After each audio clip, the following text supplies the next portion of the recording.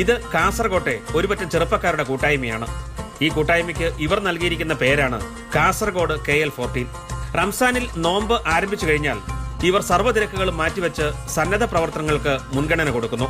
തങ്ങളുടെ പോറ്റമ്മയായ UAE എന്ന രാജ്യത്തോടുള്ള കടപ്പാടും ഇവർ തങ്ങളുടെ പ്രവൃത്തികളിലൂടെ കാണിക്കുന്നു. 4-5 വർഷമായി ഞങ്ങളിപ്പോൾ ഇവിടെ ഈ ഒരു കൂട്ടായ്മ ഞങ്ങൾ മുന്നോട്ട് കൊണ്ടുപോകുന്നു. എല്ലാ ചെറു പെരുന്നാളിനും വലിയ പെരുന്നാളിനും ഞങ്ങൾ ഇതേപോലെ സൗഹൃദങ്ങൾ പങ്കുവയ്ക്കുന്നു. പിന്നെ ഒരു യൂണിറ്റി എന്നുള്ളൊരു നിലയിൽ ഞങ്ങളെല്ലാവരും ഒരുപോലെയുള്ള വസ്ത്രങ്ങൾ ധരിക്കുന്നു. ഈ വസ്ത്രത്തിൻ്റെ ഒരു പ്രത്യേകത എന്ന് പറഞ്ഞാൽ ഇത് UAE നമ്മുടെ അന്നം തരുന്ന നാടിനോടുള്ള ഒരു പ്രതീകമായിട്ട് നമ്മൾ കാണിക്കുന്ന ഒരു ആദരവാണ്. 30 ദിവസത്തെ നോമ്പാചരണത്തിന് ശേഷം ഈദ് നമസ്കാരത്തിനായി പരമ്പരാഗത അറബിക് വേഷമായ കന്തൂറ ധരിച്ച് ഇവർ പള്ളിയിലെത്തുന്നു. ചടങ്ങുകൾക്ക് ശേഷം ഈദ് സംഗമം. 1 മാസക്കാലം തങ്ങൾ ചെയ്ത സൽപ്രവൃത്തികളെക്കുറിച്ച് ഇവർ പരസ്പരം വിശദീകരിച്ച് മടങ്ങുന്നു.